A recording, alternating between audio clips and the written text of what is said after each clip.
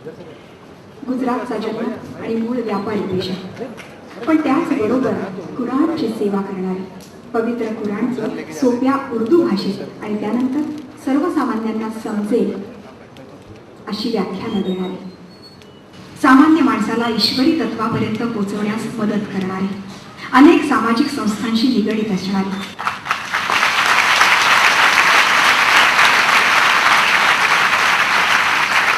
राष्ट्रीय आणि आंतरराष्ट्रीय स्तरावर आयोजित विश्व धर्म संमेलनात आपण सहभागी झाला आहात आणि भारत सरकारच्या पद्मभूषणमध्ये आपल्याला विशेष सन्मानित करण्यात आला आहे.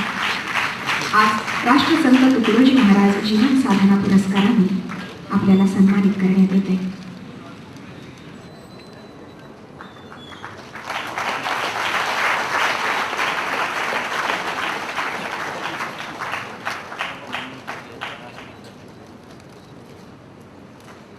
मनोगत व्यक्त करावं अशी विनंती पारिक साहेबांना करते.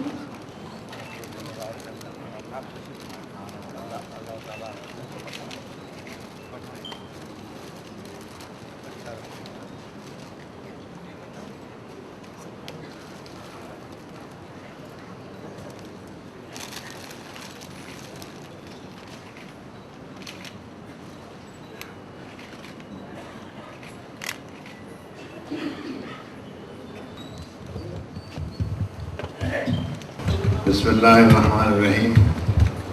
संसार के स्वामी के नाम से शुरू करते हैं जिसने इस भूमि की, आकाश की, चंद्रमा की, मनुष्य की रचना की,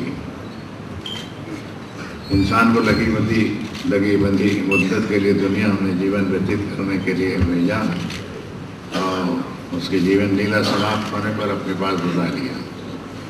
मेरे भाइयों, एक दृष्टिहीन व्यक्ति आपसे मुखातिब है, ये कहते हुए कि बहुत अच्छा किया हमारे पठान साहब ने, उनके साथियों ने, गवर्नर साहब ने, राज्यपाल साहब ने यहाँ तक आने का कष्ट उठाया। इन सबको हृदय के अंदर की आवाज़ से सलाम करता हूँ और ये दुआ करता हूँ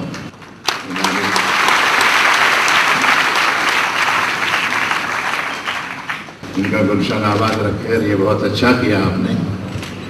मैं एक छोटा सा विद्यार्थी हूँ, विद्यार्थी अपना पाठ आपको सुनाएगा जो अरबी भाषा में आकाशी पुस्तक में इस तरह कहा गया कि वल असर इन्नल इंसान लफी खुस्र इल्ला लज़ीना आमनू व अमिलुस सालिहात व तवासौ बिल हक़ व तवासौ बिस सब्र।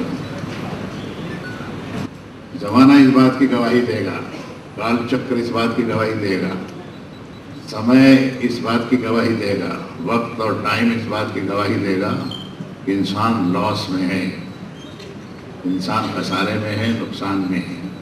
लेकिन वो लोग नुकसान से बच जाएंगे जो ईमान पर कायम रहेंगे और संसार में ऐसे काम करेंगे जो इंसानों के फायदे के हों और बनाव कायम रखेंगे, तो मैं उनकी मेहनत को अकारत नहीं जाने दूंगा।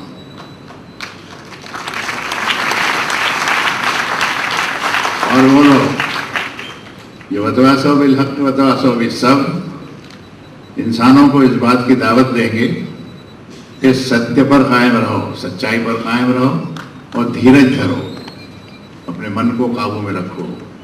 ये आकाशी पुस्तक का एक छोटा सा संदेश था और मेरी आंखें उस वक्त भर आई जब मुझे अचानक इस दृष्टिहीन व्यक्ति को आपने बुलाया जो पिछले 4 साल से दृष्टि से महरूम है। लेकिन बकौल कुरान मजीद के कहता हूँ तो इन्नहा ला तामल अब्सार वलाकिन तामल कुलूब लती फी सुदूर। कोई आदमी अगर अंधा हो जाता है, दृष्टिहीन हो जाता है तो बात बिगड़ती है, लेकिन इतनी बात बिगड़ती नहीं जितना किसी आदमी के सीने में दिल धक धक करता है। वो अगर अंधा हो गया तो इसकी बात बिगड़ जाएगी।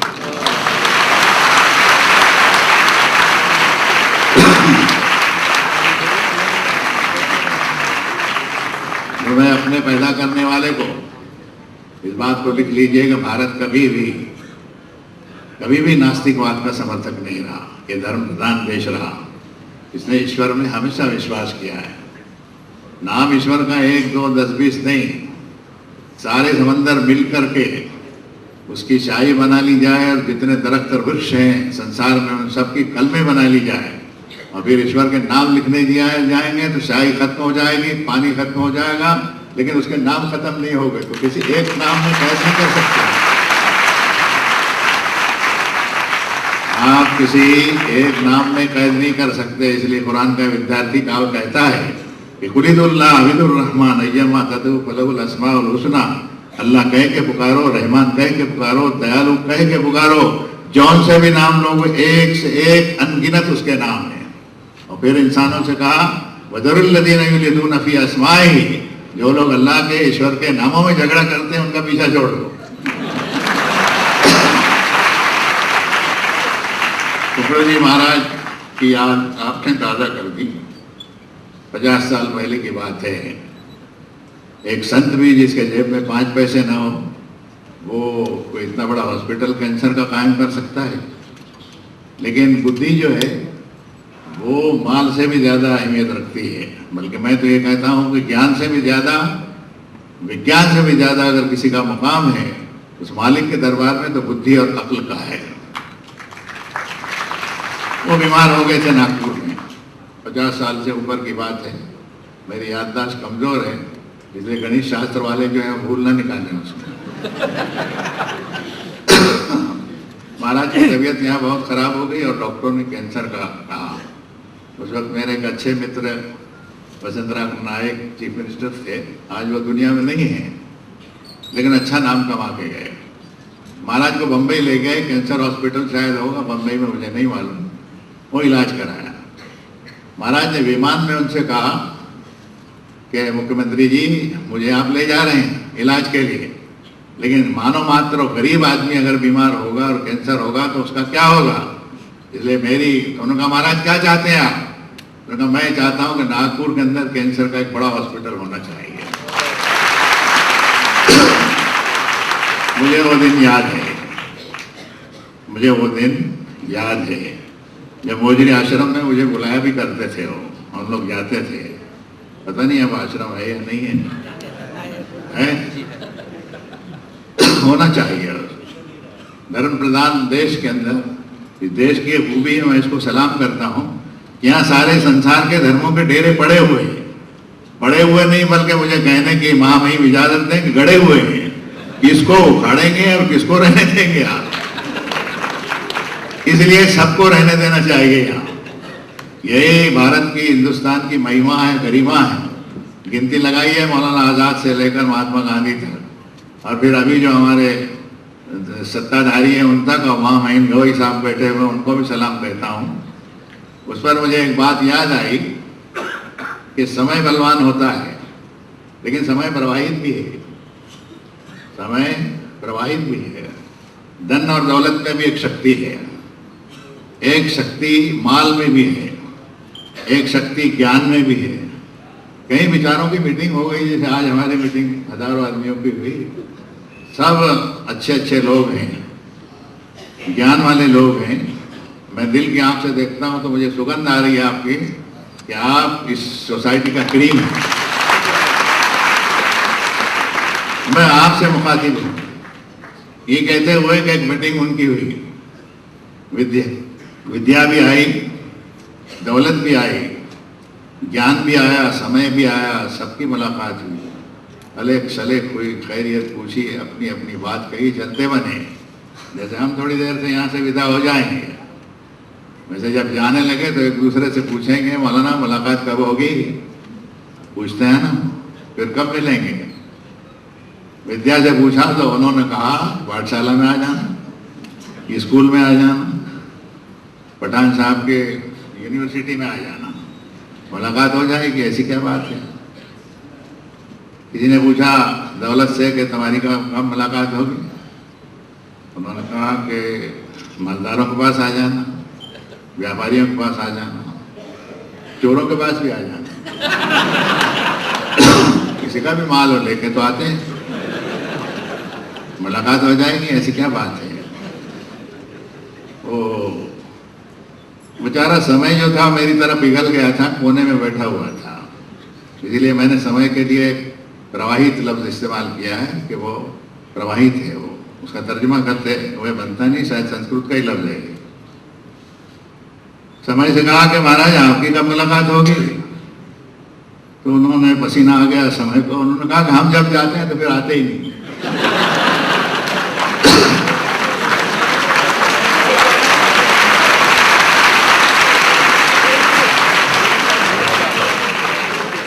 इसलिए मैंने कुरान की आयत पढ़ी है जिसमें ये कहा कि जमाना इस बात की गवाही देगा, प्रवाहित समय इस बात की गवाही देगा, समय इस बात की गवाही देगा इंसान लॉस में है। लेकिन लॉस से अगर कोई मनुष्य बचना चाहता है या कोई समाज या देश बचना चाहता है तो उसको कुछ बातों का इंतजाम करना पड़ेगा।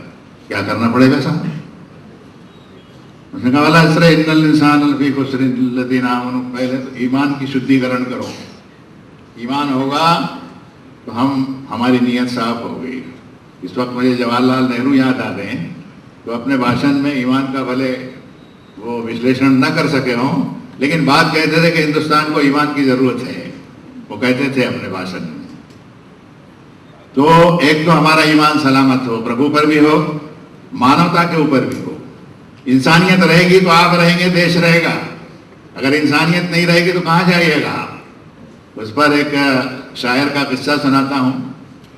शायर सनकी होता है ऐसा तो कहता नहीं मैं, लेकिन कभी कभी सनक सवार होती भी है उस पर।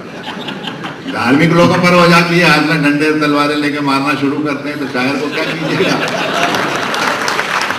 मैंने कहा भाई मजहबी आदमी होकर के ऐसा नारा लगाते हो कि जो हमसे टकराएगा मिट्टी में मिल जाएगा।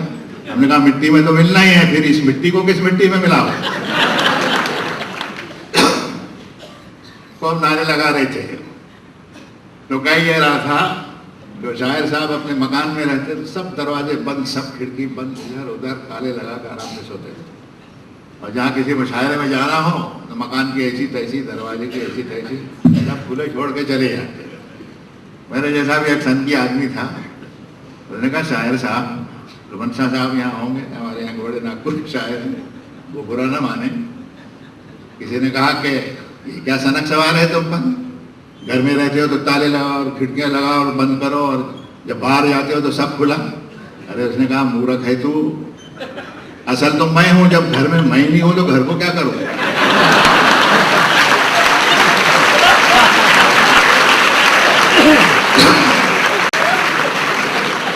आप समझ गए मुझे लगता है। लेकिन मुझे इजाजत दीजिए कि जितनी तालियां बजा के आपने मेरा समय लिया है उतना समय बढ़ाना पड़ेगा। इतना हक था नहीं आपको ताली बजाने का। एक तो सीमित समय दिया गया, और समय के बारे में मैंने कहा भी, जो प्रवाहित है वो कहता है कि हम जब जाते हैं तो आते ही नहीं। आपको आपकी तारीख मालूम है, अंग्रेजों के दिन, मुगलों के दिन भी याद है। अच्छे काम किए होंगे, अपने प्रभु के यहाँ चले गए, अंग्रेज आए वो भी चले गए। सुम्मा बासना को नंदोरा कैफतावलून, उनको छुट्टी कर दी हमने, और भारतीय तुमको अपने हिंदुस्तान का चार्ज दिया, देखना चाहते हैं तुम क्या करते हो। आप बता दीजिए, हम यहाँ ज्ञान की गंगा बहाएंगे, यहाँ हम इंसानियत को सर्वोपरि लेके चलेंगे, यहाँ हम भूखों की मदद करेंगे, यहाँ हम दरिद्र लोगों की मदद करेंगे, यहाँ हम अच्छे अस्पताल बनाएंगे, हम यहाँ रोगियों को अस्पताल ले जाएंगे। अगर हमारे घर में, हमारी जेब में पैसा नहीं होगा तो पैगंबरों ने कहा कि एक रोटी है तो आधी उसको दे दो, आधी तुम खाओ, दोनों का काम चलेगा। बड़ा धनवान होने की जरूरत नहीं है। इंसानियत अगर रहेगी तो ये मुल्क आगे बढ़ेगा, मैं आपसे साफ कहता हूँ। फिर धर्म के नाम पर जो झगड़े हम खड़े करते हैं उसको बंद करना पड़ेगा।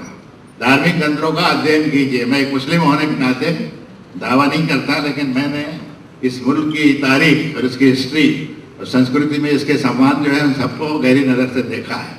मुझे ऐसा लगा कि फासलों को कम किया जा सकता है, दीवारों को छोटी की जा सकती है। मालूम तो होना चाहिए कि दीवार के उस पार कौन रहता है। इसलिए इस मुल्क को सलाम कीजिए और इस मुल्क की खिदमत के लिए शांति और अमन कायम कीजिए, तो इंशाअल्लाह आपको सब मिल जाएगा, फिर कोई तकलीफ नहीं है। ऐसा न्याय है और इतनी बड़ी विशाल भूमि कि पार्टीशन के बाद में भी भूमि की सीमा को नाप नहीं सकते आप, इतना बड़ा मुल्क है ये। और संसार का मुझे बताइए कौन सा ऐसा धर्म है जिसके लोग यहाँ बसते ना हो। इसलिए इस धर्म को, हम इस देश को, हमारे बुजुर्गों ने बहुत अच्छा फैसला किया, गांधी जी से लेकर मौलाना आजाद तक और जवाहरलाल नेहरू तक, और एक से एक आज तक, इसको सेकुलर बनाया। सेकुलर स्टेट जो है वो धर्म विरोधी नहीं है, वो धर्म निरपेक्षता है।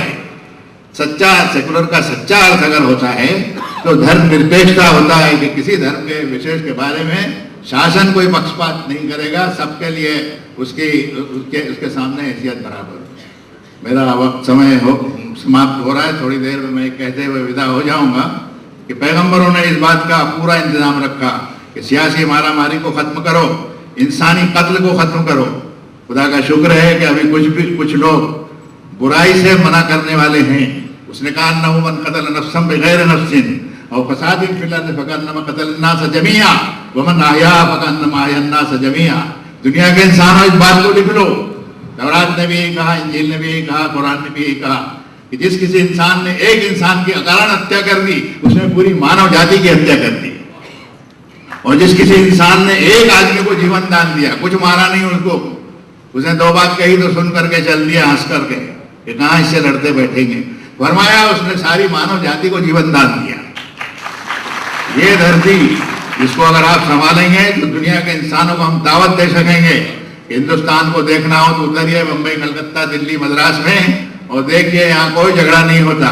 यहाँ औरतों का सम्मान किया जाता है, उनके हक अदा किए जाते हैं, यहाँ मानव मात्र की इज्जत की जाती है।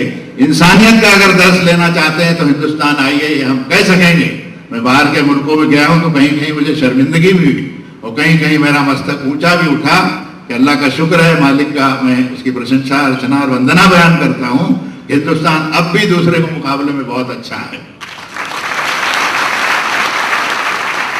मैं जाते जाते आपसे एक संबोधन करना चाहता हूं कि आकाशीय पुस्तकों का अध्ययन कीजिए, देखिए कि है क्या उसमें। हमारे यहाँ 2 पन्ने इधर पलटा है, 2 पन्ने उधर पलटा है और डिग्री लेके चलता बना। ये ज्ञान नहीं है, ये ज्ञान नहीं है। बल्कि संस्कृत का एक लफ्ज इस्तेमाल करता हूं कि हमको यूनिवर्सिटी के लोगों को ज्ञान पिपासु होना चाहिए, यानी ज्ञान की उसके अंदर प्यास होनी चाहिए। अगर हिंदुस्तान के अंदर हम ये करें, ये परिपाटी करें तो पूरा मौका इसका हमको हासिल। अल्लाह का शुक्र है कि हमारा प्राइम मिनिस्टर सिख है। हमारे एक बड़े सियासी जमात की एक जमाने में बहन हमारी क्रिश्चियन रही हुई थी, बाद में भले यहाँ आ गई हो, हमारी बहू बन गई, ये कितनी बड़ी बात है। और हिंदुस्तान का राष्ट्रपति एक मुस्लिम रहा, एक नहीं कई मुस्लिम रहे, 3-4 को तो मैं जानता हूँ, उनके नाम गिनाऊंगा तो मेरा वक्त और चला जाए। तो मैं ये कहता हूँ कि इस मुल्क की कदर कीजिए। मुल्क रहेगा तो हम रहेंगे, विद्यालय रहेंगे, पाठशालाएं रहेगी, औरतों के हुकूक हम अदा करेंगे तो हम दुनिया के इंसानों को कह सकेंगे। मुझे किसी ने अभी सिग्नल नहीं दिया, लेकिन मैंने अपने आप को सिग्नल दे दिया कि समय समाप्त हो रहा है, इसलिए पैगंबर की एक वाणी सुन लीजिए। फरमाया हक़मिस सफ़ीनत फ़इन्नल बहरा अमीक़, कश्ती को इंसान मजबूत बना ले, दरिया बड़ा गहरा है। टूटी हुई नाव से तू भवसागर को पार नहीं कर सकेगा। खफ़्फ़िफ़ ज़हरक फ़इन्न लक मतक़ऊद, पीठ के बोझ को हल्का कर ले, घाटी बड़ी सकरी है, चढ़ेगा कैसे इसमें, गिर जाएगा। फरमाया कि सामान्य सफर साथ में ले ले, यात्रा बड़ी कठिन है। और ये फरमाया कि बस तखलिस फिल अमल फ़इन्नन नाक़िद बसीर, अमल में अपनी कार्यशैली में इखलास और सच्ची नीयत पैदा कर ले, परखने वाले की निगाह बड़ी तेज है। अल्लाह आपको सलामत रखे।